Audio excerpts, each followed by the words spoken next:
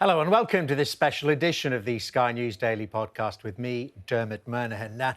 Now, a dozen of our correspondents are joining me over the next 3 episodes to discuss some of the biggest stories and issues of the last year, and what a year it has been in 2021. Now, over the next half an hour, we're going to be discussing themes surrounding COVID, violence against women and sport. And joining me, my panel on this podcast, in the studio with me, our political editor, Beth, Rigby, our Sky correspondent, Ashna, Hurynag, and joining us remotely, our economics and data editor, Ed Conway, our special correspondent, Alex Crawford, and health correspondent, Ashish, Joshi. Good to talk to you all. Got a lot to get through, so let's get on with that. First, the story, of course, that has dominated our lives in the UK and indeed the entire world. We know what it is.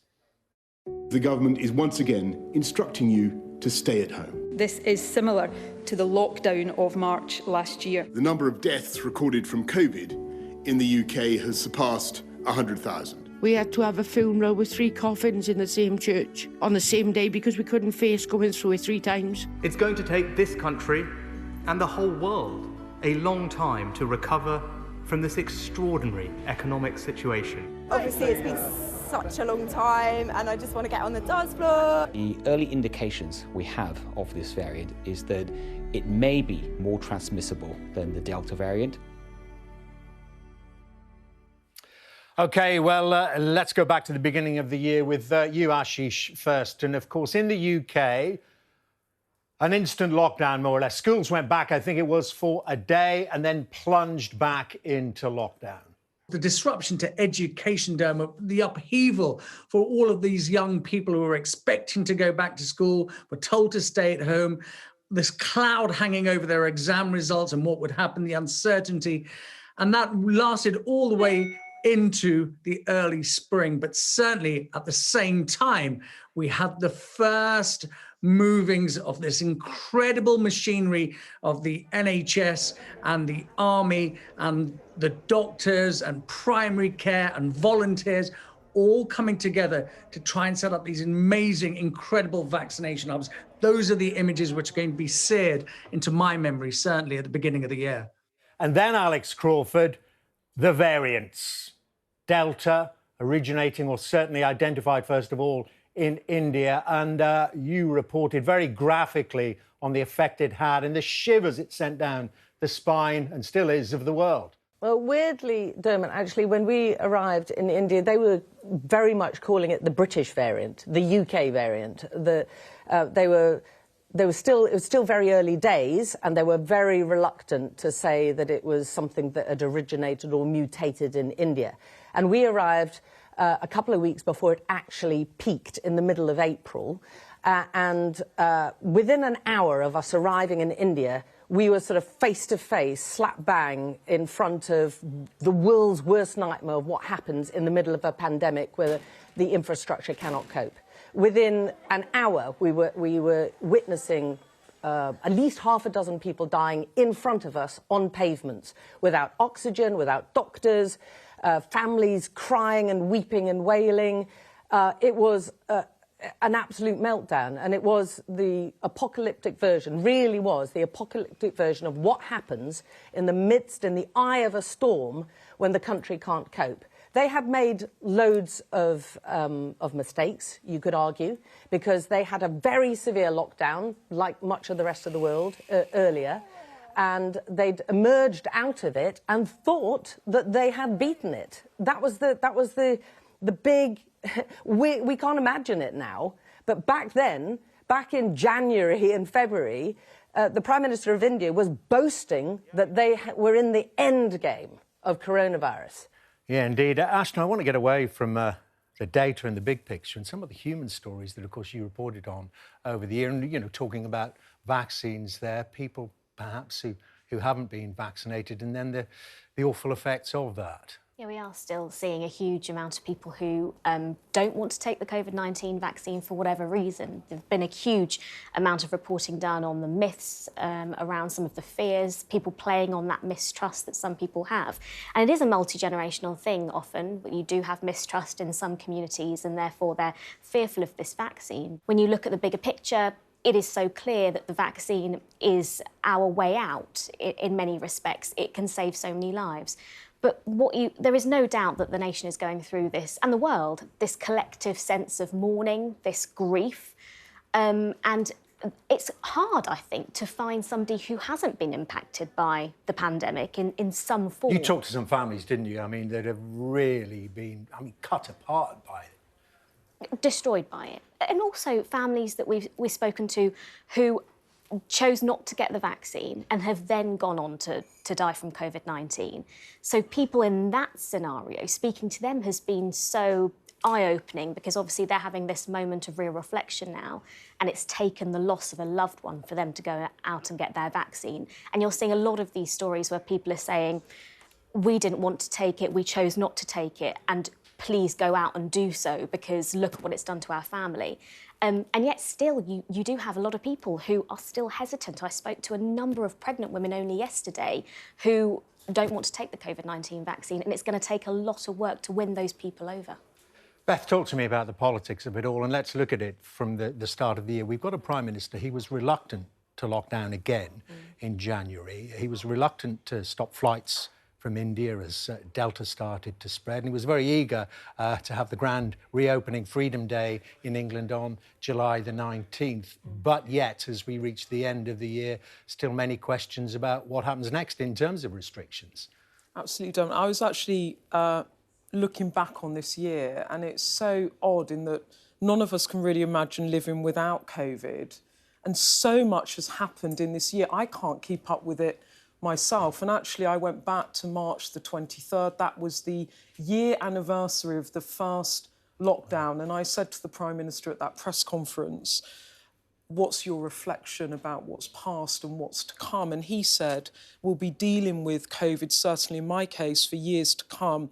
He called it an extraordinary moment in our history, a deeply difficult and distressing period. Then you're right, we had the route map out of lockdown. That began in the winter last year, or this year, sorry, and it's run through. And you're right, Freedom Day, as it was called, July the 19th. It was postponed from June the 21st as they had to deal with the Delta variant. And as we chance upon Christmas again this year, the government with a new dilemma of a new variant. And Ed, of course, we can't ignore the economic aspects of all the lockdowns. The furlough scheme this time a year ago was still fully in operation. That's gone. Many of the other mitigations have gone as well. And, of course, the huge amounts of public money that have been spent on trying to deal with it. What effect has that had overall on the economic outlook? Yeah, I mean, like, the weird thing about last year is in economic terms, because of the furlough scheme, because the entire economy was kind of put into hibernation, the kind of economic story in terms of unexpected news things, apart from just how scary those numbers were, was actually not quite as big as you might have expected. This past year, it has been really big, just because we've started to see the economies reopen again. You've seen a massive economic bounce. And at the same time, we're seeing all sorts of weird things happen with, around the global economy, stuff that no economists had expected. Supply chains basically not functioning, people running out of semiconductors, car companies having to shut down production because they don't have enough, inflation rising to an extraordinary high, gas prices going up to the highest level they've basically ever been. And you're in this new but weirdly familiar world where we're talking about whether we're back in the 1970s. What's going to be interesting in the next year is, first of all, what happens obviously with the variant and whatever restrictions remain in place at the start of the year. But secondly, do central banks like the Bank of England or the Federal Reserve need to start raising interest rates over this period? And does that in turn bring them into conflicts with governments? And do we start to see that difficult dynamic all over again? I say difficult. For me as an economics reporter, I think it would be fascinating. But blimey, this is stuff which is quite unfamiliar to a lot of people. Inflation, growth like that. We haven't seen that for a long time. OK, so much to watch out for in the next year. So many dimensions involving COVID. Ed, Alex, Ashish, thank you very much indeed for the time being. Now we move on to one of the stories that shocked the entire nation in 2021. Serving police constable has tonight been charged with the kidnap and murder of Sarah Everard. Save all women! Save all women! Sarah's kidnap, rape and murder was one of the most dreadful events in the 190-year history of the Metropolitan Police Service. Let's pray every day and work every day to make sure nobody's name ends up on this list again.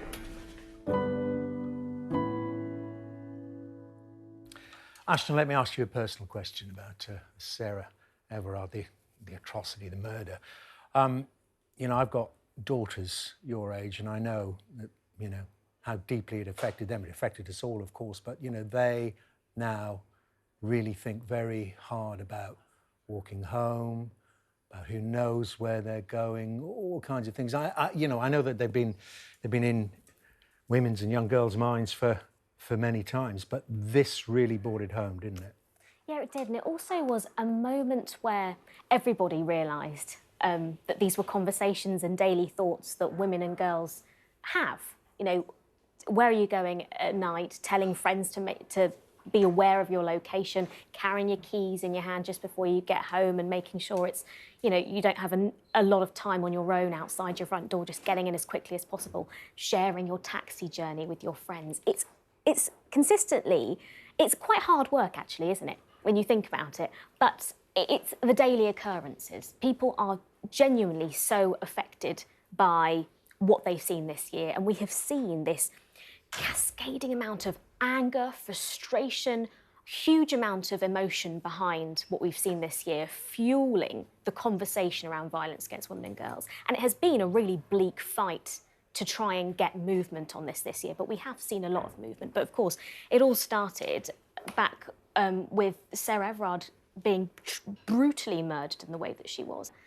All of those details began to paint the most horrific image and also story. And now, whenever you walk past the bandstand at Clapham Common, which of course became a bit of a symbol in itself, didn't it? You can't help but think about her. You really can't. And, I mean, it threw up so many big questions for the government as well. The complexity around it is how do you actually begin to try and tackle something that is clearly so deep-seated in society. And so some of the work we have done as a channel over the past year is, of course, report this case, ask questions of the Met, and also begin to ask about what government can do, but also culturally, what needs to change in society. That's the really interesting thing you raised there, because I think it was an eye-opener, you know, from the male side of the equation.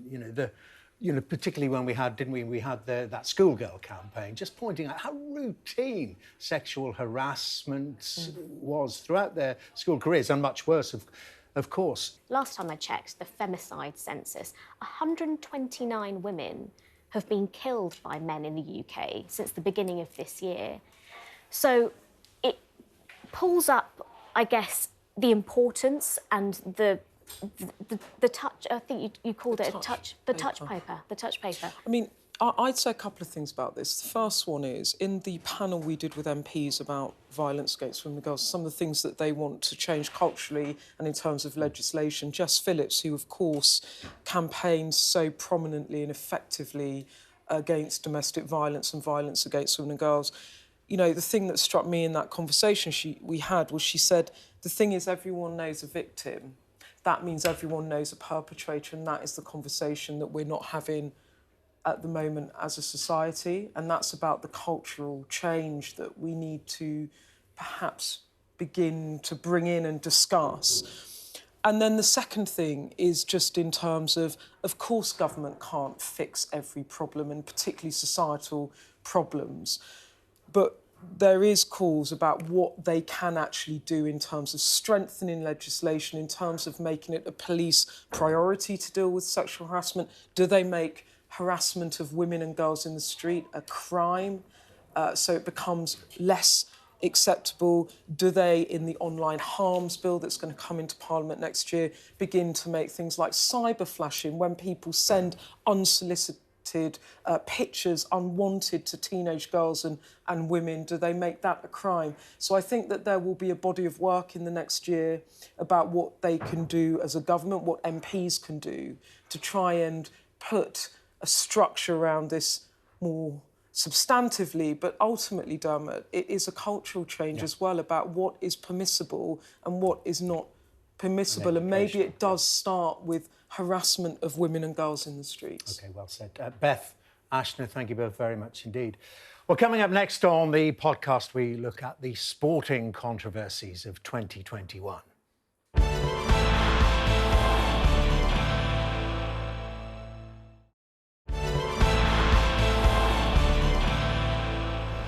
Well, joining me for this part of the podcast is Sky Sports correspondent Tom Parmenter. But before we talk to Tom, let's listen first to some of this year's sporting moments.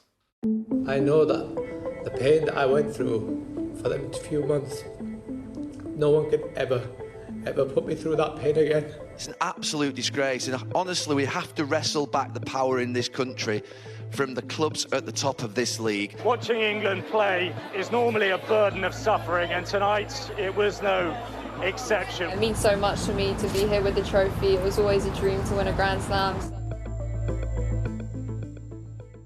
Plenty to discuss then. Tom, let's start, though, with Yorkshire County Cricket Club and, you know, one of the titans of English county cricket embroiled in this racism row. Well, Dermot, I think this was the year that cricket reset and had to have a good, hard look at itself. And it's, I think, revolutionised cricket in Yorkshire, given the testimony that Azim Rafiq, their former player, put forward to MPs in Westminster in November. It was a searing account that stopped people in their tracks within the game of cricket and far beyond it. Just the appalling catalogue of racism that Azim Rafiq suffered through his career and largely kept quiet about a lot of the time. But I think it was Yorkshire's inability to handle that allegation of racism, and in a report they tried to put the context forward of the P word for being used, for example, as friendly banter. And that was the point at which people stood up, notable politicians included, and said, no, it is not friendly banter. And it prompted a clean sweep of people leaving Headingley in disgrace at the zenith of this racism scandal, the likes of which cricket has never seen before. And I think, Dermot, it was one of those that cut through to dinner tables across the country and forced people to have some very hard conversations. And let's talk about football now then, Tom. And Euro 2020, of course, great to see it back and crowds back, and great to see many of the big games, including the final, of course, in England at Wembley, and England in that final. But then the other side of it, the experience in the final, the thugs that broke in, and then the 3 missed penalties by those young black England players and the abuse they suffered. It was England's path to the final that stood out as just an extraordinary run that Gareth Southgate got them on. And Southgate has managed to do something quite spectacular, really, in as much as they're a team that the nation of England can now be proud of, not just for the way they play football and the fact that they're contenders, but also the way they conduct themselves as a group of people off the pitch. And yeah, there were some great moments, wasn't there? But as you say, what made it different was the very markedly different atmosphere outside the stadium for that final. Around 2,000 people broke into the stadium. They pushed through 17 entrances to get in without tickets, creating a really dangerous situation, but also one that I think did mar the occasion, certainly. And afterwards, as you say, 3 high-profile black footballers missing penalties led to a really ugly spectacle on social media of abuse. But I think what we should also remember is what happened in South Manchester at the Marcus Rashford mural in the days that followed. Of course, there was a lot of hate around that final that came out in so many different ways, but the love that we saw at that mural and at other clubs as well, as those players have got back to life in the Premier League, well, a lot of hate, but a lot of love as well. Indeed. And what a year it was, Tom, for the Super League. The Super League that didn't really get going, did it? No. They didn't consult the fans. And they thought, I think, the clubs, that they had strength in numbers because they'd all signed up to this. But actually, what it prompted, and I remember being outside Anfield, Liverpool's ground, when the fans were putting up banners on the gates behind the Kop saying RIP Liverpool Football Club.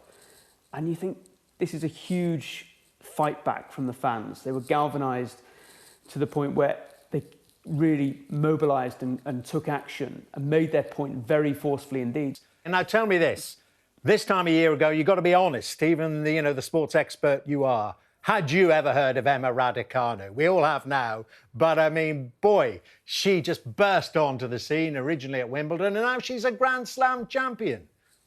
It was the standout story from nowhere in 2021. And Emma Raducanu, I think I, like everyone else, did Google Emma Raducanu. She was one of the most Googled names during this year. And what a story it was. She, of course, put in a really strong performance in Wimbledon, then pulled away from the competition. She wasn't quite right.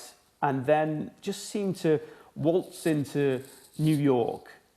No great expectations, and just made it look so easy. And she's such a composed young woman who just kind of blitzed the opposition in a way that I don't think really has ever been done before. You have so many people within tennis saying that this is so hard to do, and she's making it look so easy. Tom, thank you very much indeed. And just let me remind you before we end this podcast that these podcasts are available on demand wherever you normally get your podcasts from. On the next podcast, we'll be discussing global security, the migrant crisis, and the year's big political stories.